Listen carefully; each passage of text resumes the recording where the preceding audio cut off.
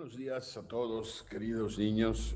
Retomo la grabación de las clases porque del lugar aquí en el convento de Concal. Estaba yo en una oficinita que había yo montado junto a mi cuarto, pero pues ya los libros y algunos muebles y todo, pues ya me mudé. También aquí en Concal a un cuarto, una bodega que estaba subocupada, así que mucho más amplia, mucho más agradable. Llevamos poquito a poquito. Espero que hayan recibido las 4 primeras clases. No he recibido ningún correo de ninguno de ustedes, por lo cual asumo que no han tenido dificultad en leerla, en escucharlas. También espero que todos tengan ya sus apuntes en la mano, sobre todo, pues tal vez a la hora de cotejar alguna cosa. No es que lea todo, ¿no? Voy leyendo algunas cosas y vamos comentando, vamos ampliando para darle mayor cuerpo, digamos, a la explicación. Ya habíamos empezado en las clases pasadas, el capítulo segundo de nuestros apuntes. Capítulo segundo se titulaba Fuentes de la Teología Moral. Y habíamos empezado a hablar tanto de la revelación como de la razón. Estas dos fuentes fundamentales de las cuales se alimenta, abreva su contenido la teología moral. No puede ser la moral objeto de el invento o la genialidad incluso de alguna persona. La moral tiene un fundamento. Imagínense ustedes si cada persona inventara su moral o acomodara la moral o construyera la moral a la medida de sus antojos o de sus necesidades. Que cada persona definiera qué es el bien y qué es el mal. Que cada persona, sea por su experiencia, por su manera de ver la vida, por los consejos que le han dado, una persona se constituya como, digamos, en eso, ¿no? Como dueño de la moral. Yo digo, yo defino lo que está bien y lo que está mal. Si ustedes se acuerdan, esa es la madre de todos los pecados. ¿Cuál es el primer pecado de la historia? El pecado de Adán y Eva. Alguien pudiese decir, es que esos no existieron. Es cierto que no existieron históricamente, pero eso no importa, porque el texto bíblico del capítulo tercero, no está tratando de reportar un hecho histórico que se vivió en un tiempo, en un año, en un lugar definido. No. Esos primeros capítulos del Génesis, que tienen un género literario poético, histórico, narran sí una historia, pero es una historia inventada por el autor sagrado. Ahora bien, lo que narra el autor sagrado no es un hecho, un evento histórico, sino es una lección. Lo que hay que desentrañar de ese capítulo tercero, el pecado de Adán y de Eva, es desentrañar qué me quiere decir el autor sagrado, que al final es Dios, el autor sagrado. Y en ese relato, la tentación que la serpiente le pone a la mujer no era la de comer el fruto, manzana o no manzana, lo que sea. ¿Qué es lo que le dice? Si tú comes del árbol, del árbol aquel, del fruto del árbol aquel, serás como Dios, dueño del bien y del mal. Y caen. La mujer primero y el hombre después. ¿En qué pecado caen? ¿En robar una manzana? ¿En robar un fruto? Claro que no. ¿Qué hay detrás de eso? Serás dueño del bien, serás como Dios. Incluso transcriben algunas ediciones bíblicas. Serás como Dios, 2 puntos, dueño del bien y del mal. ¿Qué quiere decir eso? Que el pecado hace que la persona se sienta Dios, como Dios. ¿Y qué es lo que hace Dios? Definir el bien y el mal. Dueño del bien y del mal. Es el que dice, esto está bien y esto está mal. ¿Por qué? Porque yo lo digo. Óyeme, pero fíjate que esto, no. Yo tengo otros datos. Ahí está la gravedad de todo eso que estamos viviendo. Ese es el pecado, la madre de todo pecado, el vivir sin Dios, el no necesitar a Dios. ¿Por qué? Porque uno se siente Dios. Uno se siente el que define lo que se requiere o lo que no se requiere, lo que es bueno o lo que es malo. Por eso, la moral cristiana, para tener un fundamento, para tener una base, tiene que haber un punto de referencia. ¿Quién dice qué es lo que está bien y lo que está mal? No lo dice el autor del libro, no lo dice el presidente de ese país, no lo dice el filósofo aquel. Lo dice dos cosas. Lo dice la revelación como hemos conocido la revelación, y lo dice la razón. La armonía entre la razón y la revelación será la fuente de la moral, del bien y del mal. Por eso hay que conocer la revelación y conocer la razón. Ya decíamos, me parece que cuando se trata de contraponer la razón o la revelación, permítame un momentito, 10:40. Cuando se trata de contraponer la revelación o la revelación y la razón, es que o no se ha entendido bien lo que es la revelación o no se ha entendido bien qué es la razón. No hay, digamos, conflicto entre el bien, entre la razón y la revelación, entre la fe y la razón. Ya decía Benedicto que son como las alas de un ave, que se requieren las dos para poder volar. ¿Por qué la razón? Vamos a hablar de cuáles son las funciones de la razón. Básicamente, ya me estoy en la página 9, básicamente la razón tiene tres funciones principales. En primer lugar, explicar el contenido de la fe. En segundo lugar, desarrollar el conocimiento de la ley natural. Y tercero, resolver qué conducta adoptar en los casos de la vida. O sea, aplicar los principios fundamentales. ¿Cómo se aplican los? Bueno, ¿cuál es un principio fundamental? Haz el bien y evita el mal. Eso es un principio fundamental. ¿Cómo se aplica esto a este caso concreto? Otro principio fundamental. El fin no justifica los medios. Uy, eso tiene un montón de aplicaciones, El fin no justifica los medios. Óyeme, para hacer esto puedo hacer aquello. Pongamos un ejemplo, ¿no? El aborto. Óyeme, es que esta mujer fue injustamente violada y fruto de esa violación quedó embarazada. ¿Se puede abortar? Ah, pues es que la mujer, y entonces empiezan los argumentos racionales, pero ¿hasta qué punto son racionales? Es que esa mujer, pues, era inocente, ok, de acuerdo. Es que esa mujer no se quería embarazar, es correcto. Es que ese bebé le va a recordar siempre la cara del violador, es correcto. Ahora, de eso se puede, dirían los argumentos razonables o racionales pro vida. Óyeme, pero es un ser humano. Y un ser humano merece ser respetado desde el momento de su concepción.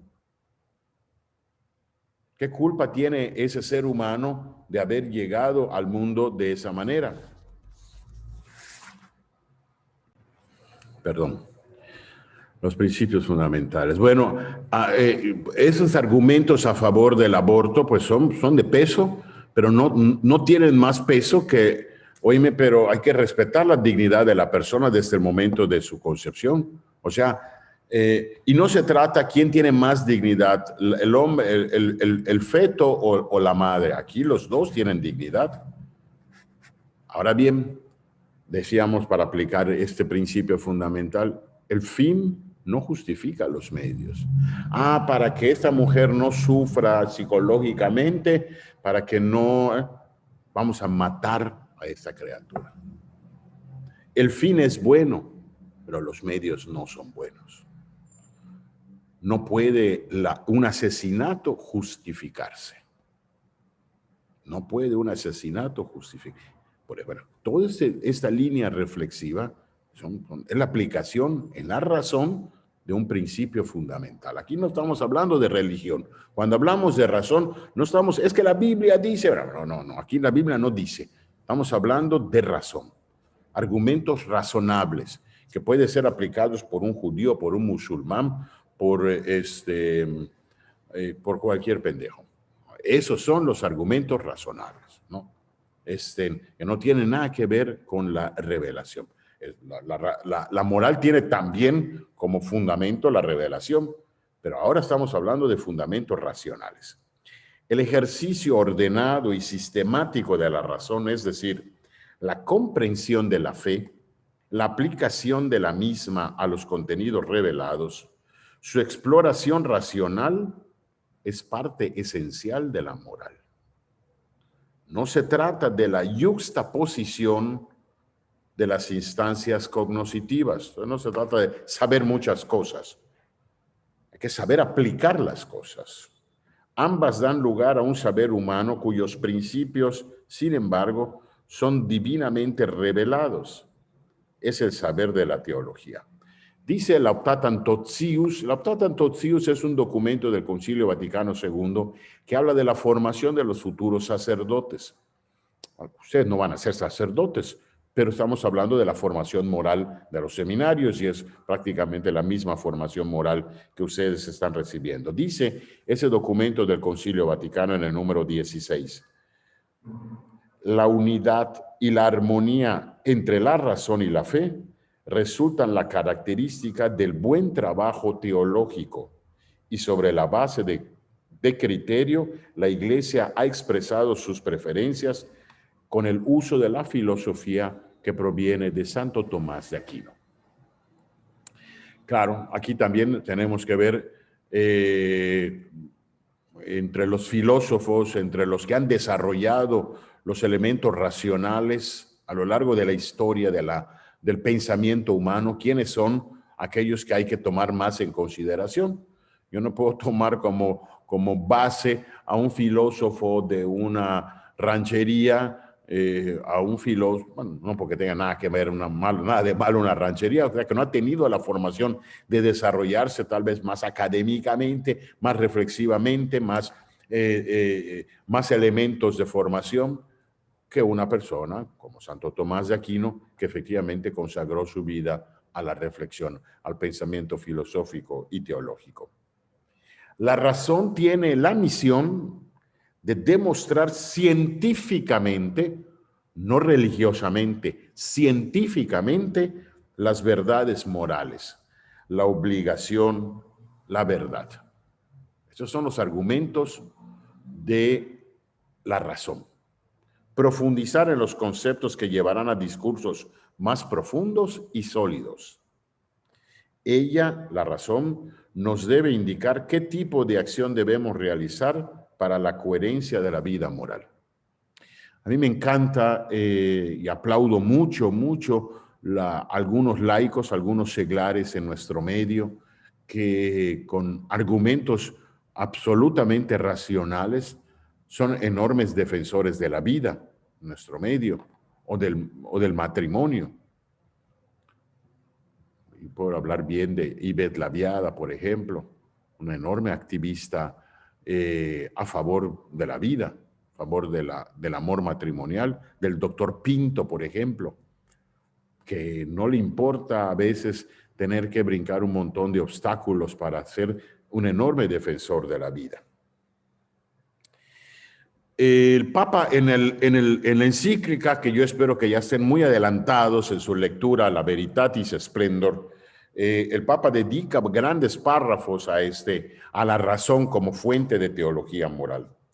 En esa encíclica el Papa afirma que las normas que expresan la verdad en la ley moral aun siendo sustancialmente válidas para ser pensadas y determinadas según las circunstancias históricas por el magisterio de la Iglesia, cuya decisión está presidida y acompañada por el esfuerzo de lectura y formulización propia de la razón de los creyentes en la reflexión teológica.